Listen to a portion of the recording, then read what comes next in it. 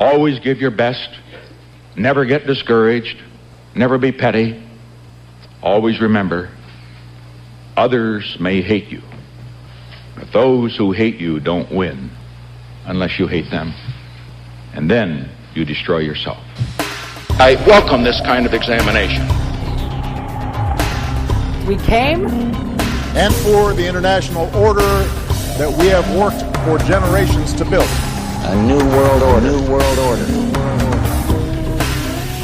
we saw, If suddenly there was a threat to this world from some other species, from another planet, outside in the universe. Always talk to you like they're the boss. And then we're going to Washington, D.C. to take back the White House! he died. He died. But that's a wicked woman. Because people have got to know whether or not their president's a crook. Well, I'm not a crook. You can keep it. Period. Period. Period. They are the focus of evil in the modern world. It's a catastrophe. Deep in my heart, I do believe we shall overcome. This is the Midnight Rider News Podcast.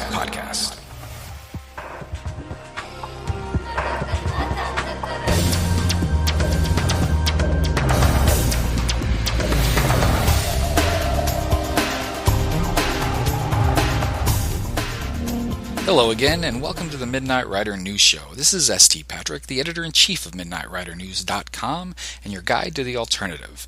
For those who may be joining us for the first time, the Midnight Rider News Show was designed to challenge the mainstream historical, political, journalistic, and cultural establishment. For those who have joined us before, we apologize for the hiatus. Believe me, it was nothing we could have avoided. But we're back to bringing you the best alternative perspectives from the field's leading authors, researchers, and speakers.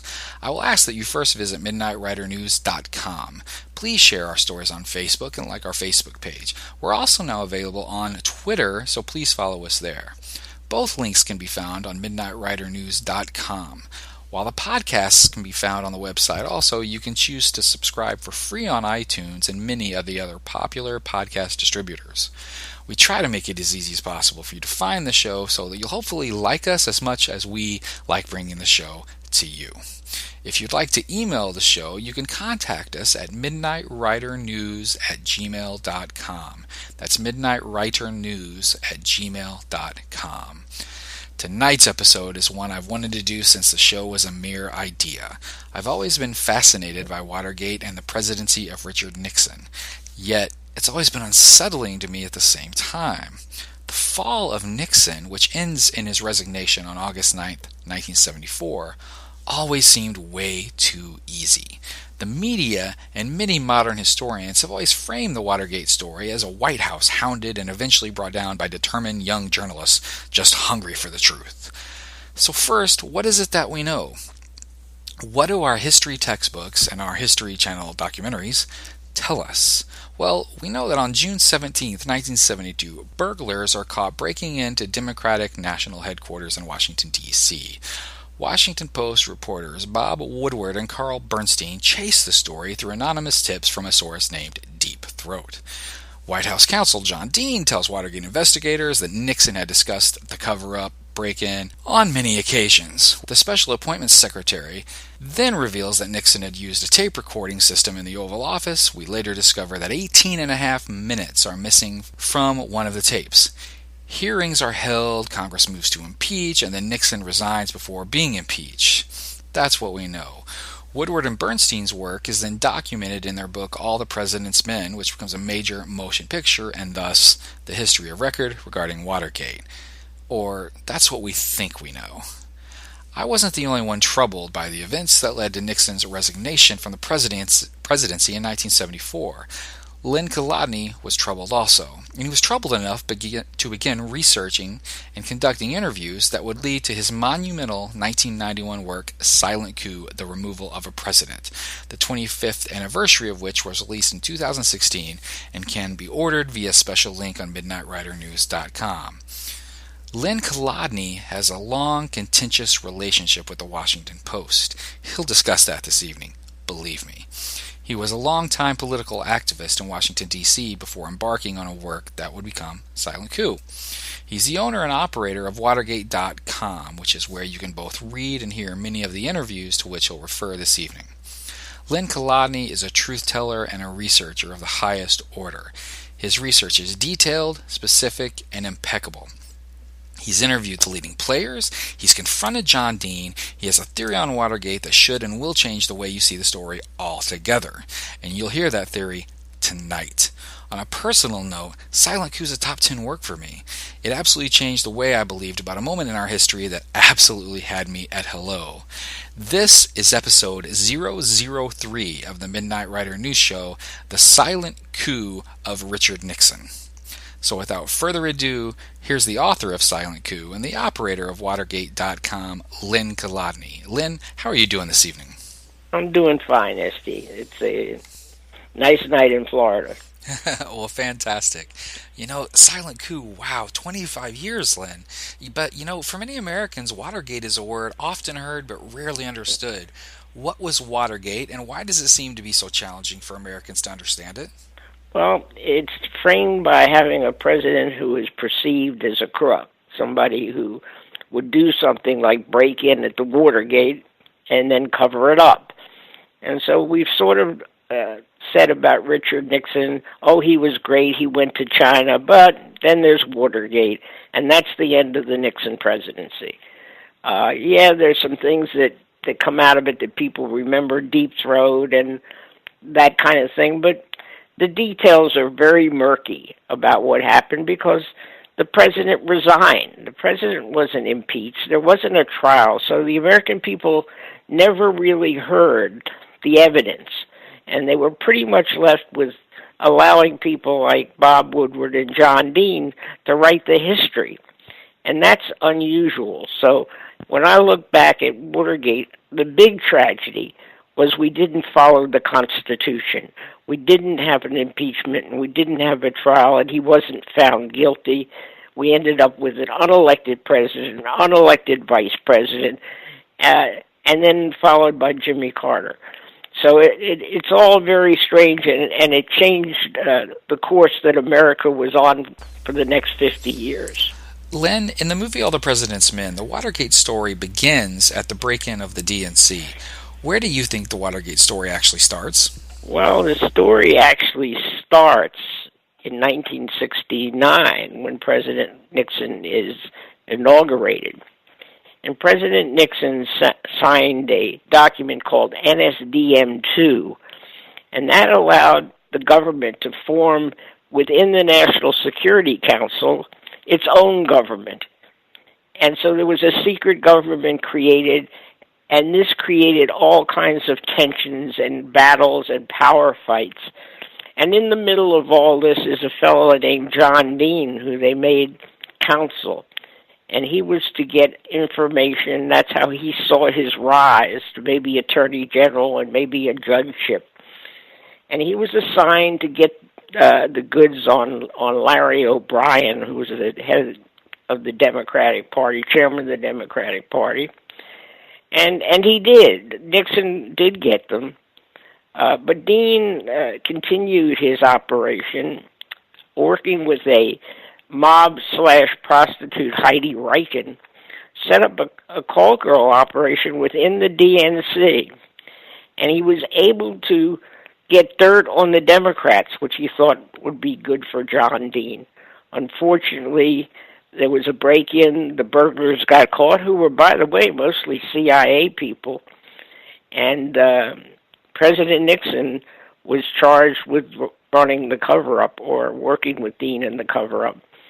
And so went the Nixon presidency. And so was born the name Watergate, which we now use for every scandal, which is kind of remarkable considering Watergate wasn't what it was all about in the first place.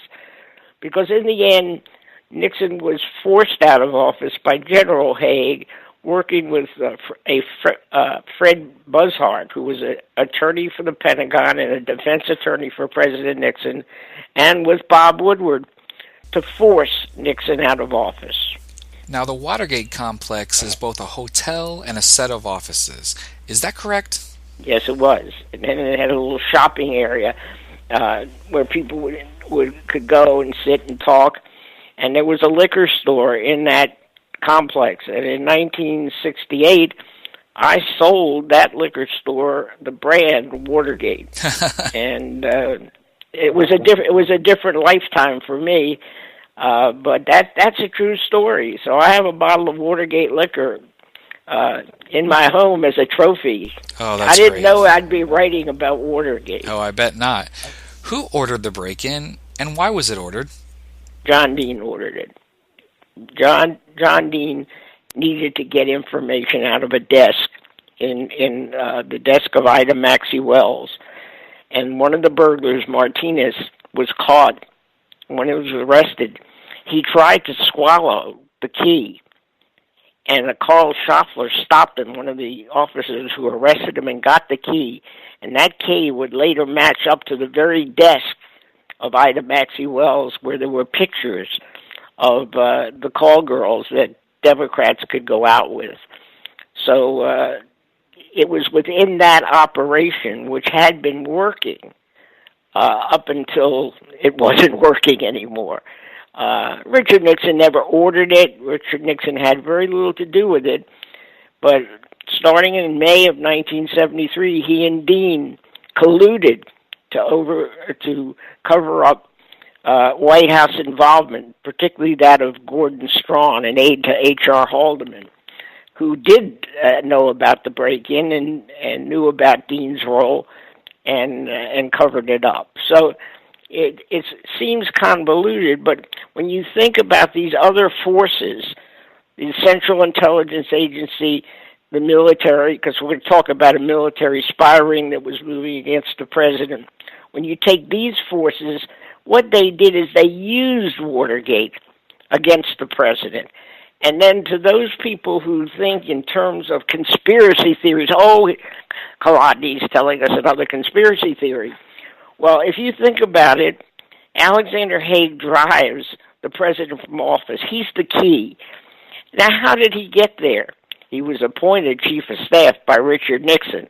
So if there's a conspiracy here, Richard Nixon would have to be in on it. Obviously, that wasn't the case. We have a conspiracy, but it's called a situational conspiracy. Nixon made a horrible choice when he appointed as chief of staff to save him one Alexander Haig. It seems that John Dean was more involved than we had ever thought, and in a way, untaught by mainstream historians. But he's not the only one in the Dean household to be involved. Well, if you're talking about Maureen Dean, who was not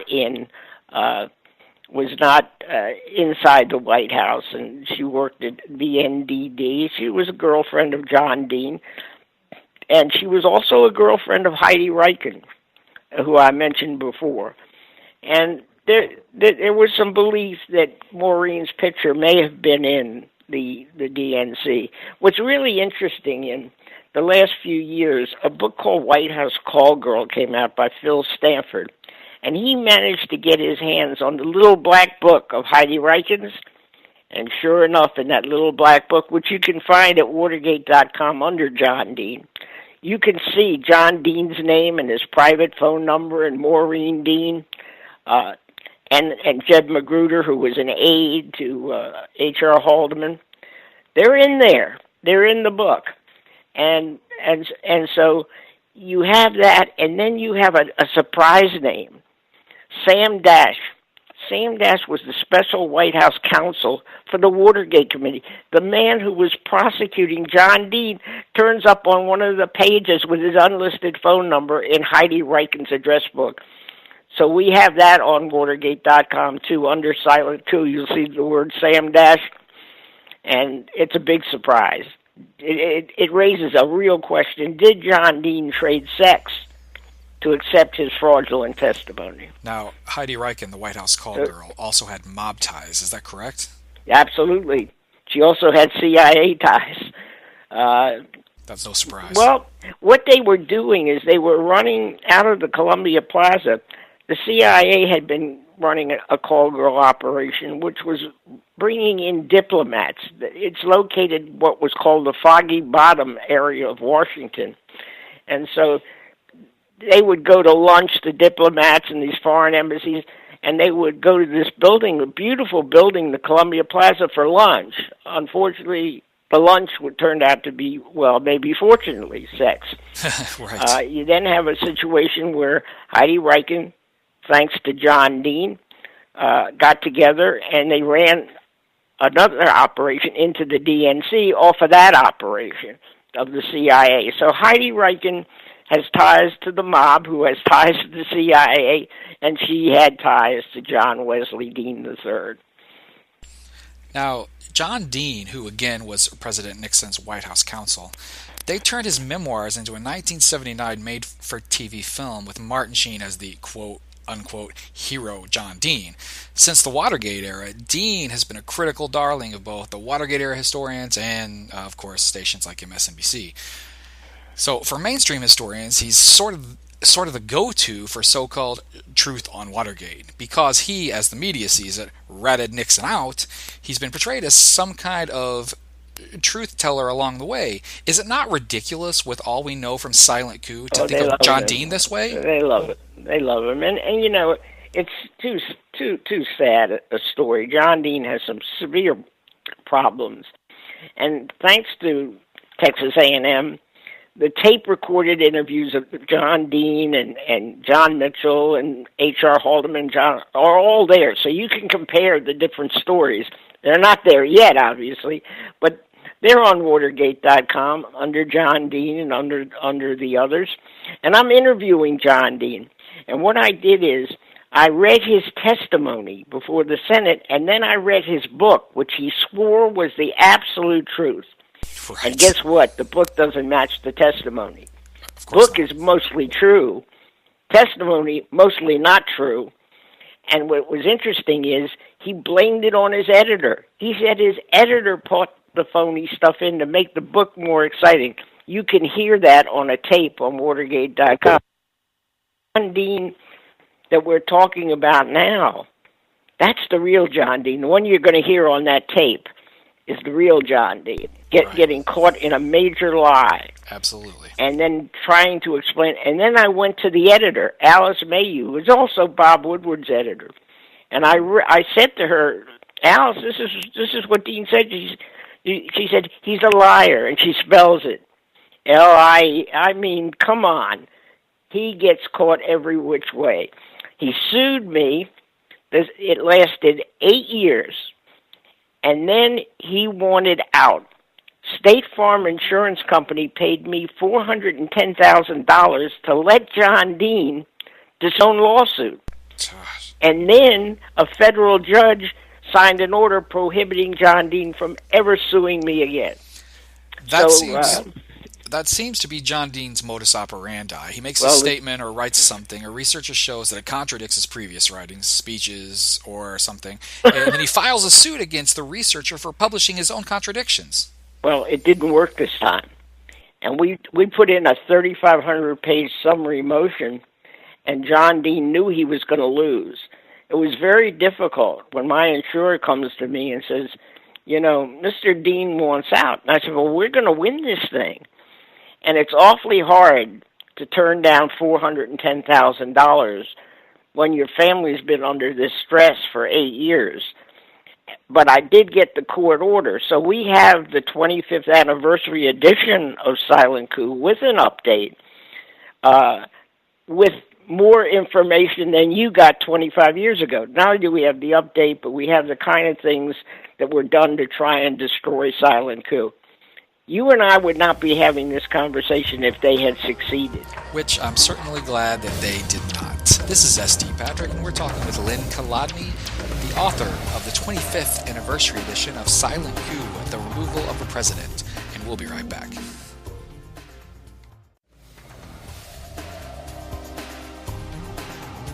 When you want an alternative perspective that challenges the way we think, the way we are taught, and the way we believe, go to MidnightRiderNews.com and read the works of S.T. Patrick, Juliet Toth, and the rest of the Midnight Rider News team.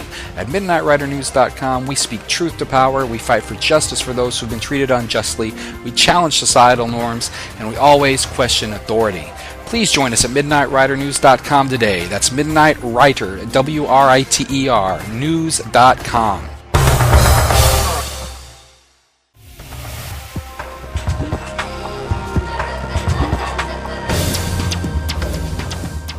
We are back with Len Kolodny, author of Silent Coup, The Removal of a President.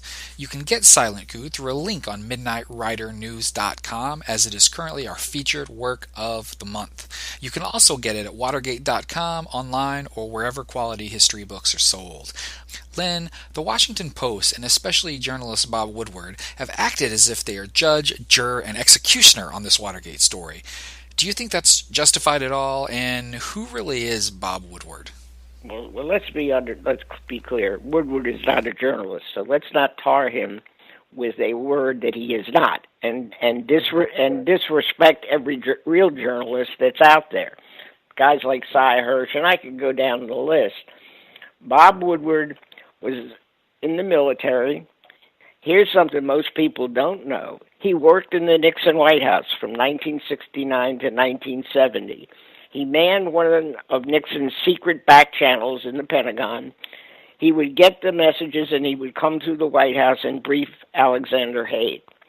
That happened for a whole year before Woodward left to go, presumably, to Harvard Law School. He went to Boston for two weeks and decided he wanted to be a journalist. And he returned and went to the Washington Post, and they gave him a trial.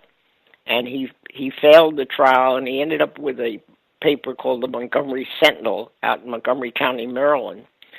And he made it back to the Post. And whether he, for one reason or another, he got the story.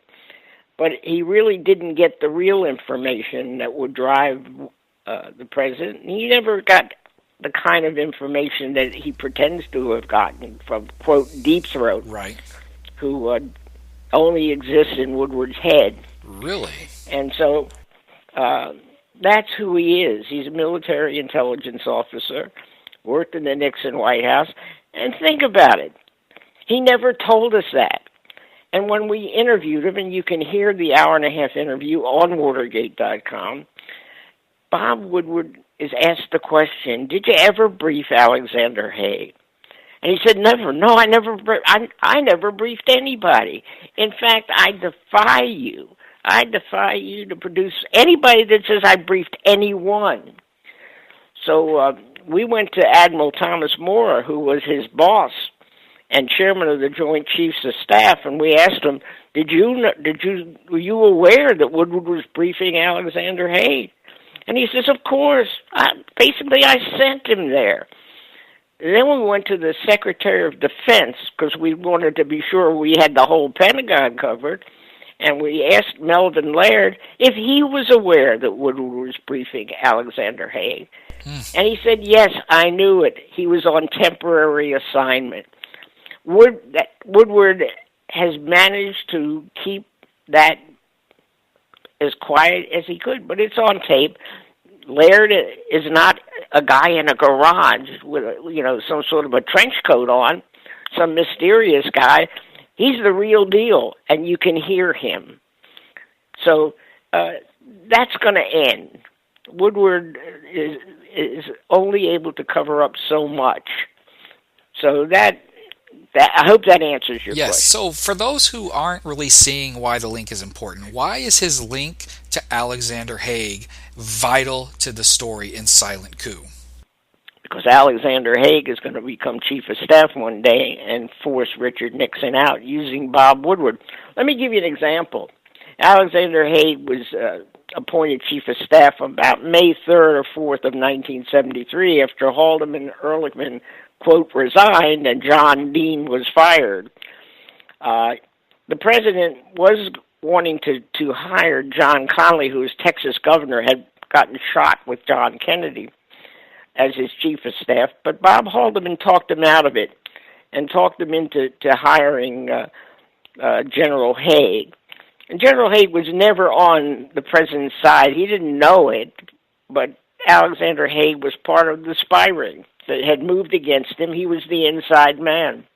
They had great differences on foreign policy, huge differences. And so coming in with a weak president, he was able to do things. So in May 17th, Bob Woodward goes up to the Hill to the Watergate Committee, where he has implanted his friend Scott Armstrong, his boyhood friend, meaning Woodward's boyhood friend, who he got this job with the Watergate, and said, you guys should call Alexander Butterfield. Well, he didn't get called in May of 1973, but shortly after John Dean's testimony, Woodward went back a second time and said, you got to call Alexander Butterfield, and they did. And guess what he did? He revealed the taping system inside the White House. Just what Al Haig needed at that time. Now, you have to remember something about Haig. He had criminal liability himself. He had run the wiretapping operation for Nixon with an FBI top man named Bill Sullivan. He could have been prosecuted for that, just like Nixon could have been prosecuted. Haig could never afford Nixon to be prosecuted by the Senate, have a trial, in fact, because he would have surfaced and he would have been destroyed. So it was important for him to get Nixon out, get him out, and get him to resign. And he does, but he does it with the help of Bob Woodward, which brings us to the next thing that Al Haig needs. He needs to erase the tape. And he does. He takes a tape that already had a 5-minute erasure, and he adds another 13 minutes. Whether he actually did it himself or Fred Buzzhart might be up for grabs, but what isn't up for grabs is that Deep Throat meets with Woodward the first week in November, and he says, quote, there are deliberate erasures on the tape. Now, Bob Woodward had said Deep Throat was only a confirming source. He wasn't a direct source. And I'm reading him his own book, and I'm saying, well, this is a direct source, Bob. Well, he says it evolved. So that's the kind of thing that's going on between Woodward and Haig. And, you know, if you're a journalist, don't you have to reveal you know somebody that you're writing about? Don't you have to reveal that you worked in the Nixon White House, that you weren't just some guy, young reporter who somehow got the goods on the President of the United States? But you know what? He wrote the history called All the President's Men. Do you know when All the President's Men was published? About 4 months before Nixon resigned. That's really amazing. So he got to write the history, and the Post got to ride that train of being this great paper that brought down a president. They absolutely have, and still do to this day. Now, the Washington Post notoriously criticized a silent coup when it first came out in 1991, which, in my opinion, Lynn, you should probably take as a badge of honor. Right. Nonetheless, throughout the book and the film, All the President's Men, Woodward is advised by a mysterious source named Deep Throat. Deep Throat was revealed later as the Associate Director of the FBI, Mark Felt, in May 2005. But I, having read Silent Coup years before, was very skeptical. Do you believe there was a Deep Throat at all? And if so, was it the Associate Director of the FBI, Mark Felt? Well, let's put it this way. It's a composite. He was forced to reveal it, or at least say it was Mark Felt. And you have to understand, he, quote, donated his Deep Throat notes to the University of Texas for $5 million. He got $5 million. If you there's a book called Nixon's Gamble by Ray Locker, came out about a year and a half ago. Ray did a great job of matching those notes to the stories that appeared in the Post, and they don't match. What they do match is a number of key ones match Bill Sullivan, Haig's partner in the wiretap operation, and a real potential successor to Hoover. So you have all this churning around going on, and Woodward is describing this source as, you know, he does this, and we there's a flower pot and a circled New York Times. I mean, it's wonderful stuff. Didn't happen. And at the end of the day, there wasn't that descriptive person. there was Sullivan, there was a Don Santarelli, maybe Mark Felt did one or two, but the Felt family was very smart. And this, you might be interested in this. In 1999, Woodward went out to visit Mark Felt, who was very ill, had bad dementia. And the family assumed, because Woodward visited their father, that he was deep throat. And they hired an attorney, John D. O'Connor, excellent attorney out in San Francisco. And John O'Connor trapped Woodward by getting an article printed in Vanity Fair. I remember that day because I was on MSNBC, and it wasn't until late in the day after that article appeared that Woodward finally said Mark Felt was deep throat. So it was with a gun at his head by John O'Connor, who, by the way, is on my advisory board to the collection at Texas A&M. So yes, there's interesting crossroads here. Yeah, there sure are. Now, in the research for Silent Coup, you uncovered some evidence about a spy ring within the White House. Why was it active, and who was responsible for its construction and operation? Well, as I told you, there was a secret government formed by the president. The president wasn't telling the military what was going on. Let me give you, for example, 30 days after he was in office, he sent Kissinger to meet with the Russian Alexander Dobrynin. And Kissinger told Dobrynin, we're not going to win the war. We're getting out, meaning the Vietnam War. And he never told the generals and the admirals. And there things like that. And they didn't know his troop reductions. They didn't know what was going on in the Paris peace talks. So they set up an arrangement. And there were people like Admiral Moore, who was at the head of this operation, and then on the other end was Alexander Haig telling them what to steal, exactly where to go. And then there was a middle admiral named Admiral Wellender. Guess who Admiral Wellender is? Woodward's former commanding officer on the USS Fox. You gotta look. So Woodward is tied to all three of these people, and it's an amazing thing. It leaks, it gets out, it's investigated, and Admiral Wellender confesses that Al Haig is in the spy ring.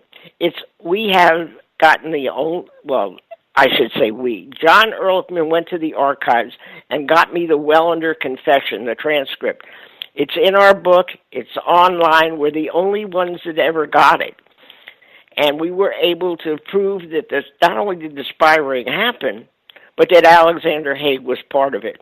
You can even hear my interview with Admiral Moore. And I'm reading, Moore is telling me, this is no big deal. People like you call me all the time. And I start reading him from the Wellender confession. And Wellender says, I got the stolen goods, and I leafed through it, blah, blah, blah, and 10% of it. And I took them to Admiral Moore. And Moore hears that, and Moore says, and yes, and I gave them back to Al Haig. And you gave them back to Al Haig. Amazing, amazing, amazing. So Silent Coup is the premier book on the spy ring, and it's our lead story on Watergate.com this month. So, we covered so much ground, almost too much ground. We had almost too much information in Silent Coup, and maybe if we had to do it over again, we would have split it up or whatever. But the good thing about Silent Coup, it doesn't give you the answers, but it lays the groundwork for the truth. It puts everybody in their appropriate place. And it really has an impact on our politics today. You can see the same forces that were working against Nixon or working against Kennedy. You see those forces now between the intelligence community, the military community, and the current president. So this didn't end with Watergate. I don't want to say that. It didn't end with Silent Coup. Let's put it that way. Right. You know what I don't understand, Lynn? I don't understand why Haig wants Nixon out so badly, because I can't imagine he would be happier with either Spiro Agnew or Gerald Ford. No, he wouldn't have been happy with Spiro Agnew, but he made sure Spiro Agnew left. It was leaked to the Wall Street Journal that he was meaning Spiro Agnew was under investigation. And Haig either was the leaker or close to the leaker, and very quickly moved Agnew out. Once he got Agnew out and Ford in, that brought us to the end of October. It would be the next week, early November, when Len Garment and Buzz Hart would fly down to Florida and try to get Nixon to resign. You remember we had gone to DEFCON 3 in the Middle East War just a week earlier, and it scared the heck out of everybody. And so they really wanted Nixon gone. It was time. And so he refused to see them. There was no resignation, and shortly thereafter popped up the tape erasures, again with our good friend Deep Throat and Woodward. So you can follow the bouncing ball, and you got to remember something else. Nixon was in very bad shape. Nixon was on pills. Nixon was drinking. He virtually turned the presidency over to Alexander Haig. Ray Locker, working on his second book on what he calls the Haig presidency, because for 15 months Haig was president of the United States. This is an extraordinary story of a man who comes in and the president literally hands him the powers of the presidency.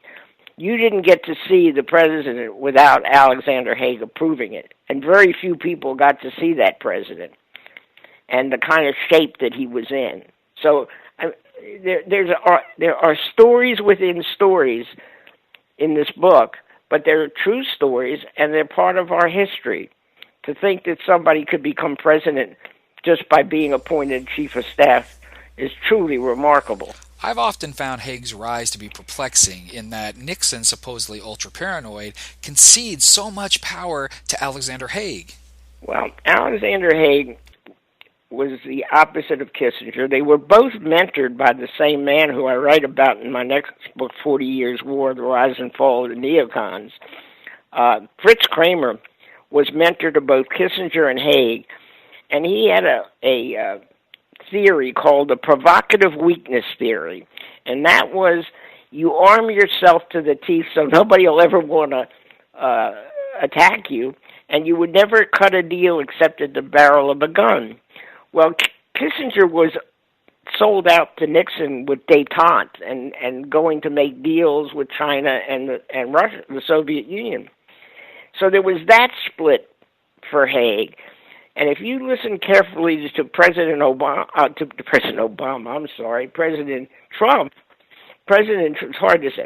Trump, you will hear him say, peace through strength. That is a version of the provocative weakness theory that Ronald Reagan first introduced, the Kramer theory, and called it peace through strength. And if you notice, he's following that line, Trump is, the Kramer line. So it's this thing goes way back. It doesn't, and so you have Haig on one side and Kissinger on the other side, all mentored by the same guy. And this would cause great problems. Kissinger would never work in government again after Ford's defeat in 1976.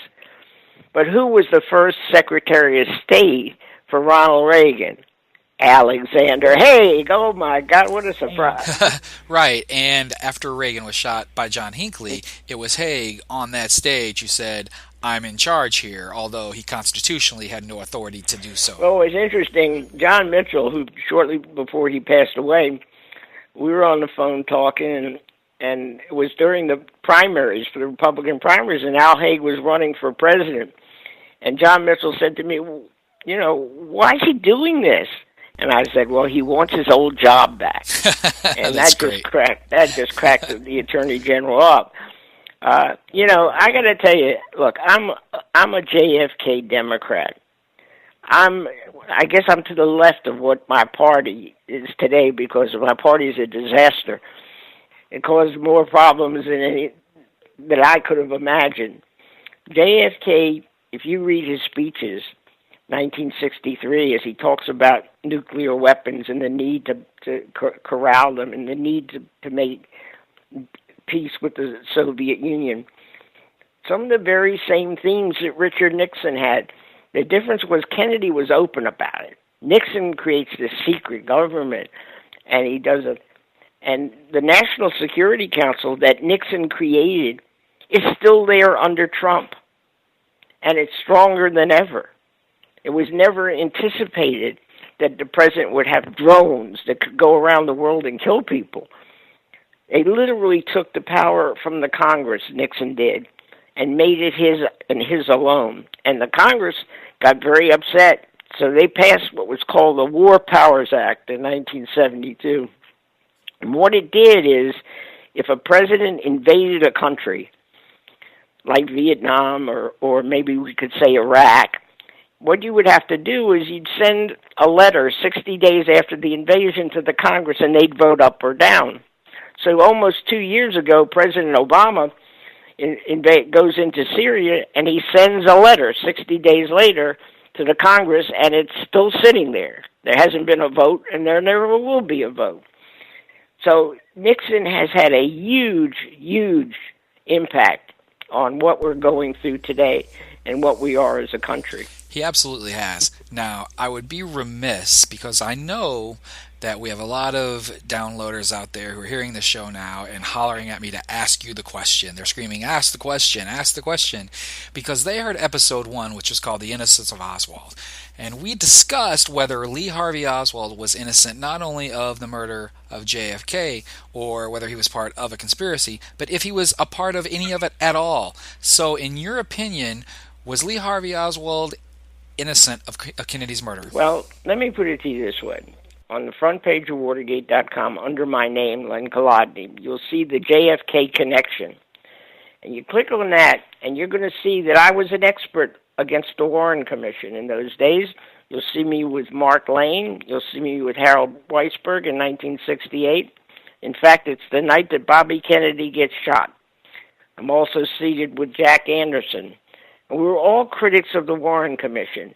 If you look on the very front page of Watergate.com, the lead story is my speech that I just gave in October at the Oswald Conference, which my publisher co-sponsored, Trine Day.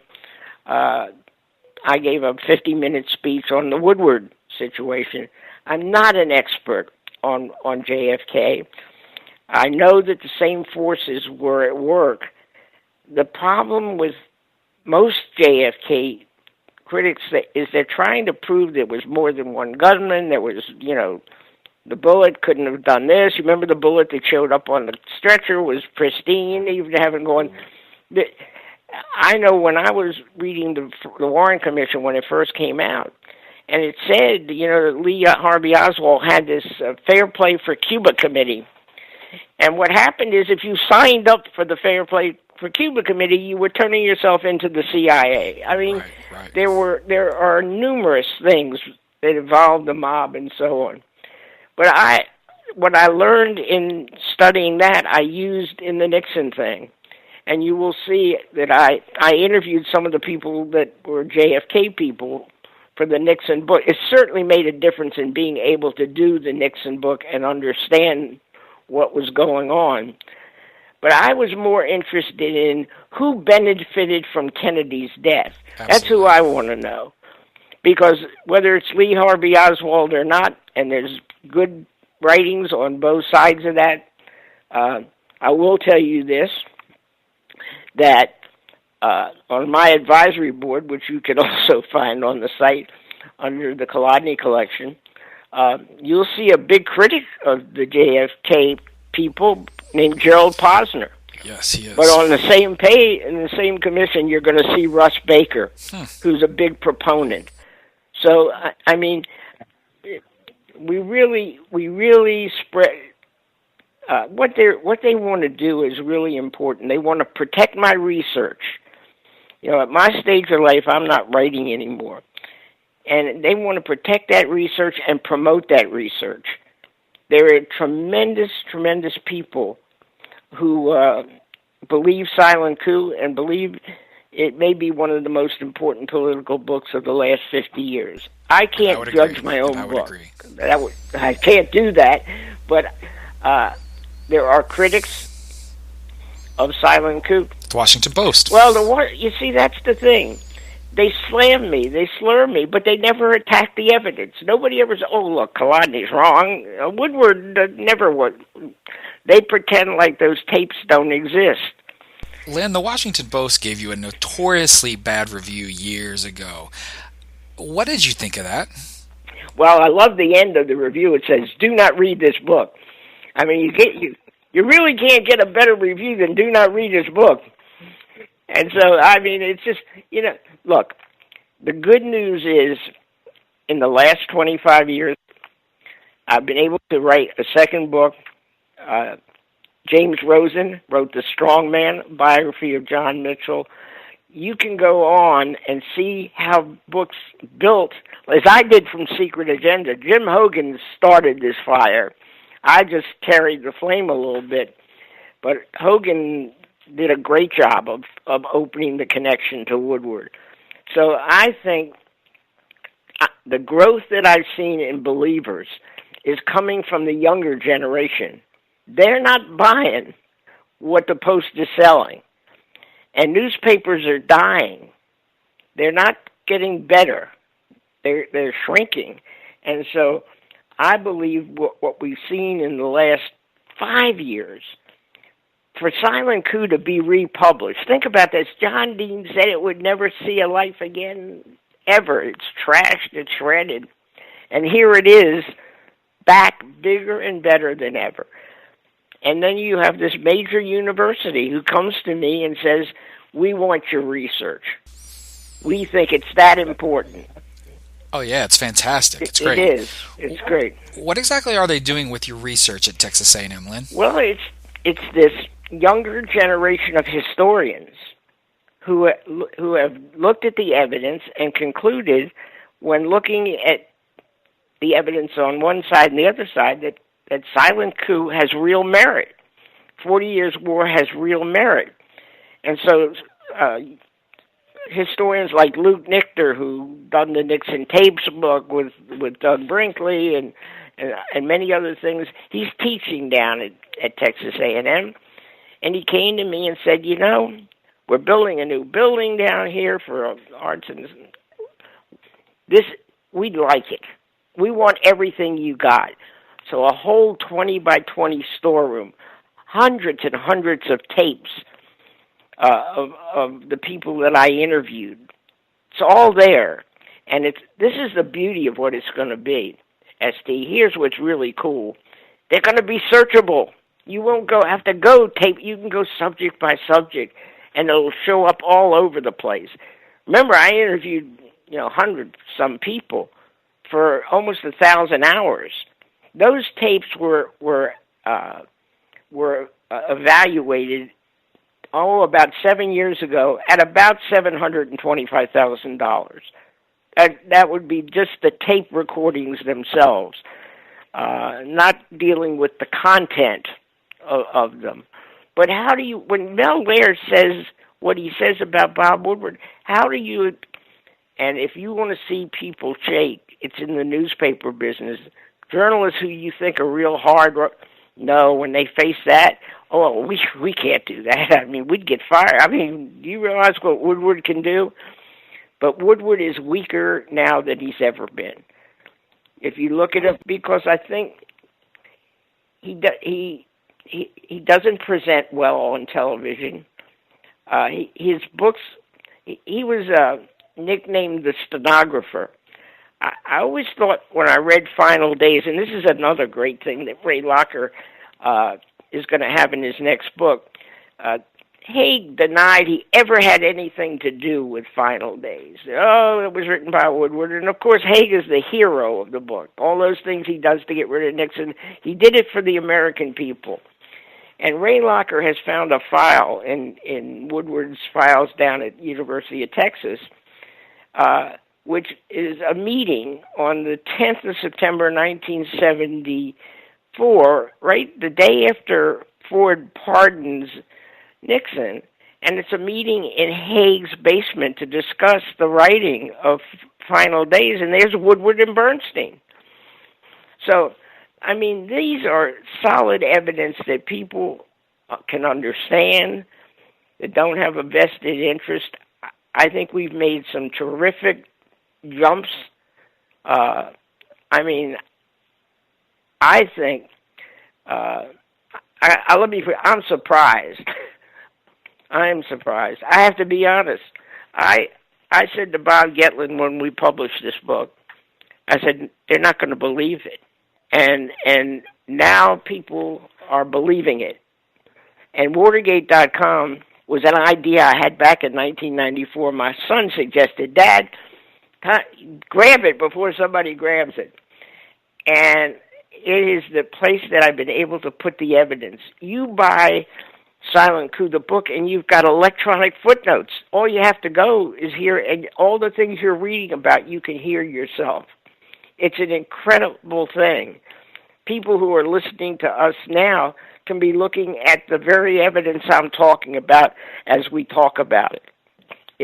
It's incredibly better than it was 25 years ago. You've done so many hours with the key figures in the Watergate era.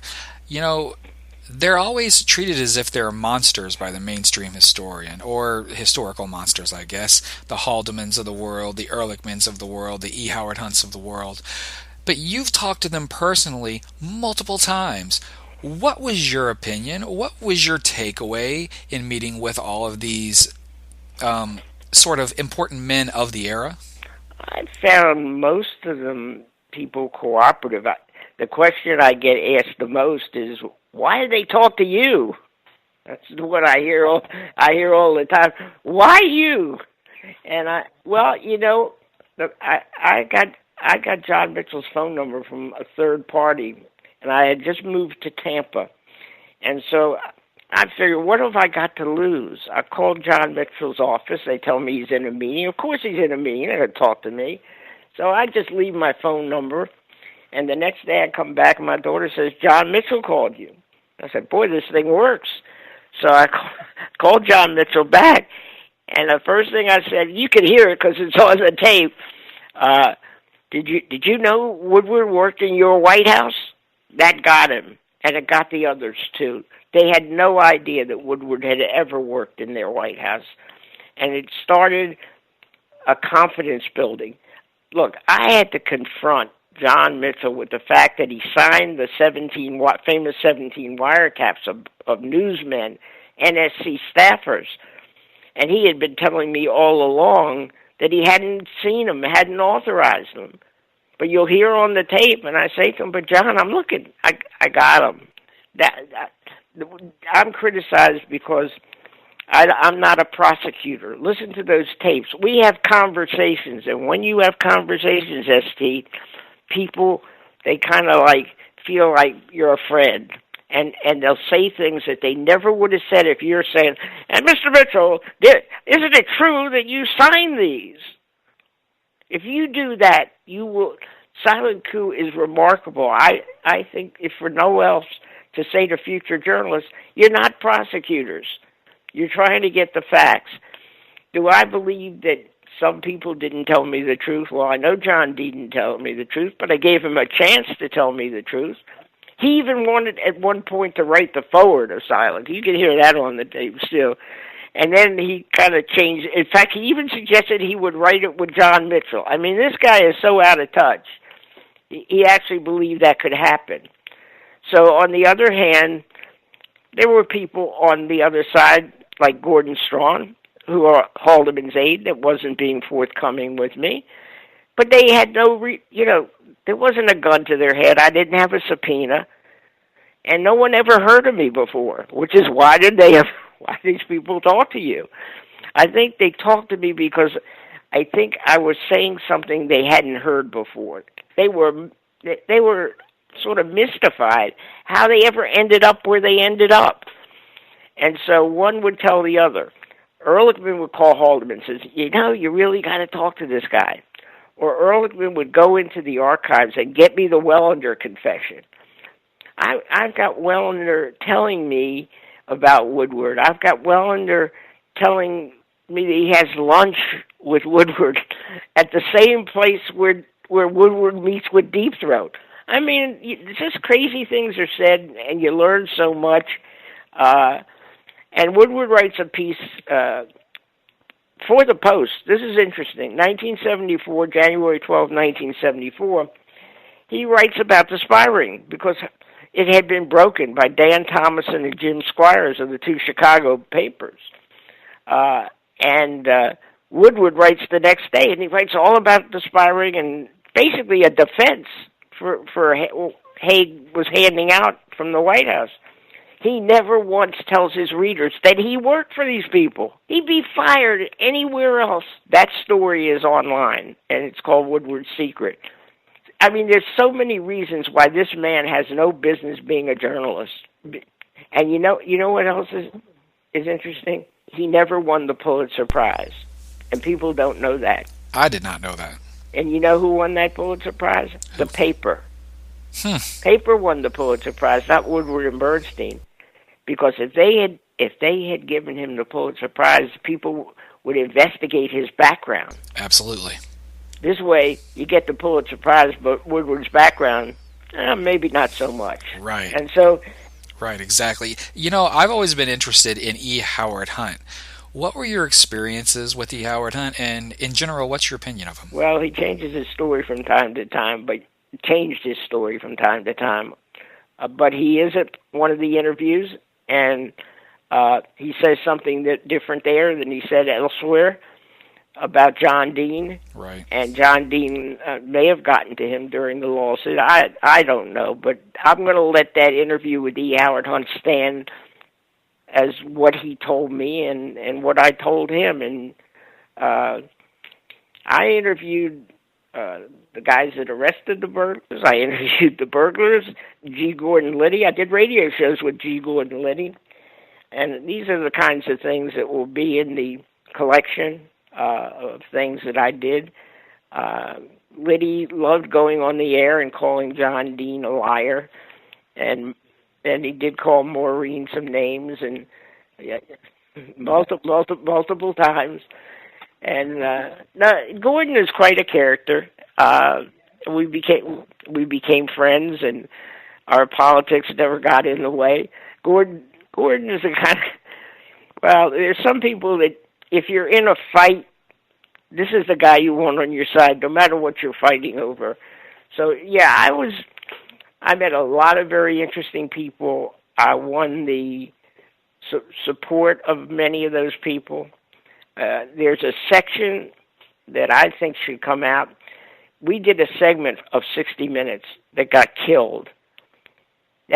That would be very interesting. We did it with Mike Wallace. Now, I have an interview with Mike Wallace on the collection, but there's no reason for them to have suppressed it. There really wasn't. And the next day we were on Larry King, and Mike Wallace called in, and he said, look, yeah, it's true, we didn't run it, but that was only, not because they weren't good, but they didn't quite rise to the 60 Minutes. Well, of course, the Washington Post had it killed. So there are things still out there. So I'm hoping that the folks at 60 Minutes and CBS will donate that segment to the Texas A&M collection.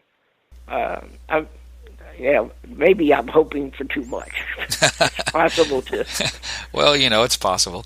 Nixon resigned on August 9th, 1974. And, Lynn, I've always been curious. Had J. Edgar Hoover not died in May of 1972, which is 1 month before the break-in, how do you think the Watergate story changes? I don't know. It's hard to say. There was a fight within the FBI to replace him even before he died. And that was a fight between Bill Sullivan, who ran COINTELPRO, that very, very nasty program. And he's also the guy that put a tape recorder under Martin Luther King's bed. He was the real bad guy, if you want to say he's a bad guy. On the other hand, guess who was fighting him and trying to protect Hoover was Mark Felt. So the cast of characters come into play in very interesting ways. Hoover, Nixon wanted to fire Hoover, and it was like October of 1971, and Sullivan had done a favor for Nixon, And listen to what he did. I told you about all those wiretaps that the FBI did secretly. They called them out-of-channel wiretaps. And they were in J. Edgar Hoover's office. Sullivan went into Hoover's office and stole those wiretaps from Hoover and gave them to the White House. And so he felt that Nixon owed him the job. And in October, everything was set that Nixon was going to meet with Hoover and fire him, and Sullivan would become the next FBI director. Nixon never fired him, but Hoover fired Sullivan. I mean, these are stories that are just remarkable, and you have to give credit to the people who talked to us and talked as openly as they did. Yes, they had things to hide. There were things they were ashamed of. There are things that they feel were they disgraced the country. But you know what? At the end of the day, they had a legacy, and they wanted their side of the story. And Silent Coup didn't try to give anybody their side of the story. Silent Coup is built on evidence, and it's what makes it so hard to tear it down. You go at it, and the next thing, Claudio will produce another tape that you didn't know was there. And, well, you know, that changes things a little bit. No, I think through people like yourself and people like Luke Nichter and others, Brian Robertson also at Texas A&M, it's great to be there. It just went online this week. This was the first day, the 27th of March, that it went online with a teeny bit of the collection. But to me, it was like as exciting as it gets in this business. And I am so pleased of the kind of work that I see being done, and I know is coming from others. We need to know the truth. And this is what's scary. You saw the piece I did with Roger Stone. You're not going to ask me whether the president saw that or not, are you? No, I had a feeling he saw it. It'd be interesting to know if he saw it and what he thought of it. Yeah, I guess he might have seen it. We did it on March 3rd. You think he might have heard it before morning of March? Well, I don't know. But it could be. I think so. Yeah, I think so. It could definitely be. You know? So things are happening right up till now. And what I was trying to say in that piece, if we force Donald Trump out, we're looking at a civil war. We can't keep forcing presidents out. We have a constitution. Take your evidence to the House Judiciary Committee. Get a finding. Go to trial in the Senate and remove him. But you can't force presidents out. That's the reason they're in the Constitution that way. I didn't vote for Donald Trump. I don't support Donald Trump. What I did is an expert, self-described expert, me, I went on, and the point I was trying to make to the people on the right who support Donald Trump, don't let them do it. Read Silent Coup, learn what happened, and be able to push back to the extent that we do it constitutionally. If they've got something on Donald Trump that's legit, take it. But here's my fear. My fear is the press, who has the self-appointed, we're going to get Donald Trump business. Yeah, and you push him out with these crazy CNN shows where the people just reek of bitterness and hatred for the man. And what you're going to do is you're going to get a civil war. Millions of people voted for that man because they thought they were being messed with by the 1%, by the people who own the Congress and own the presidency. You push that guy out to one of these Nixon type deals, and it's going to be bad news for this country. We're already in trouble. We already have a lot of problems in this country.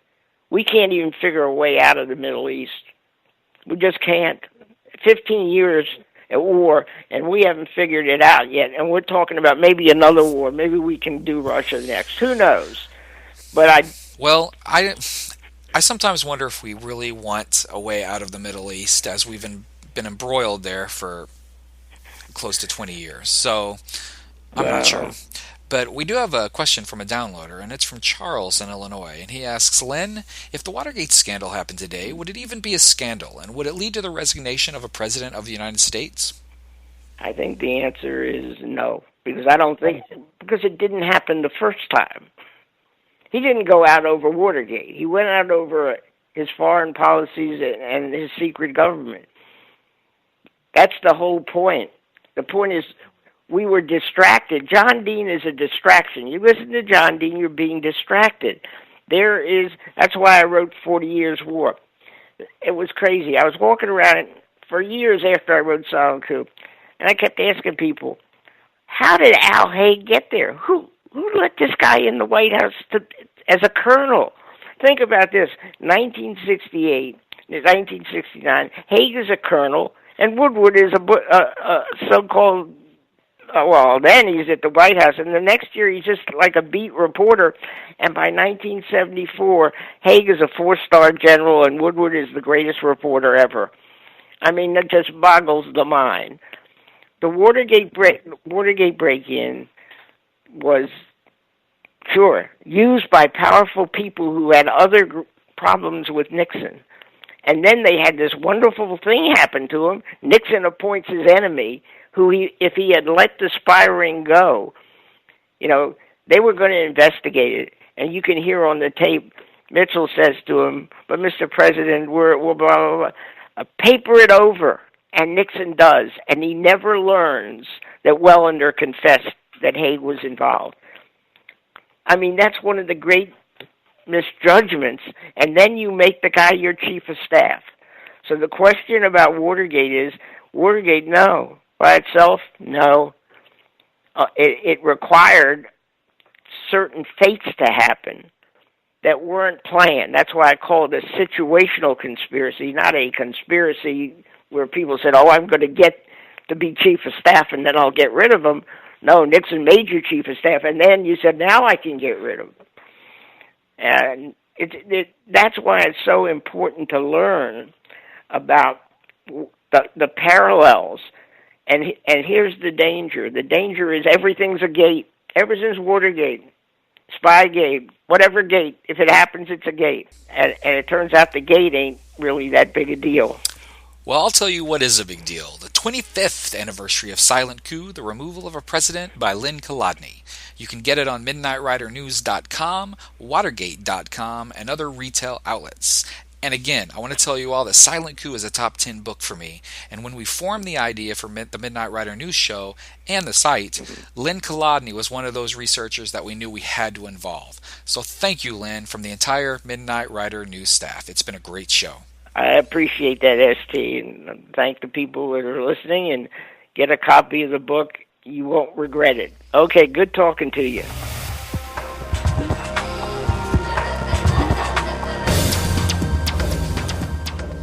And this is ST Patrick, back on the Midnight Rider News Show. We would like to thank Lynn Kolodny for an insightful hour. And I was thinking, this hour has really been about belief. Who do you believe for your news? Who do you believe for your history? Who do you believe for your religious or political information? There is definitely a mainstream view of almost any issue.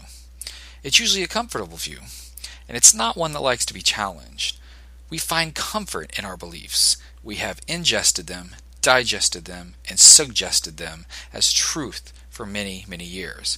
We have done so to the extent that when a new viewpoint is presented, many react with reactionary disbelief. Many are angered. Many argue that what we know is true because we've known it for so long. But we disagree. Just as new information is continually made public regarding, say, ancient Egypt or the Roman Empire, it can also change more contemporary stories such as the JFK assassination, the wars in the Middle East, or yes, even Watergate. Lynn Kolodny did not come on the show tonight to speculate wildly without documentation. Watergate.com and the Kolodny collection at Texas A&M is where his evidence can be found. Now, where can yours be found? From the other side of the mountain, on the best side of midnight. I wish you peace.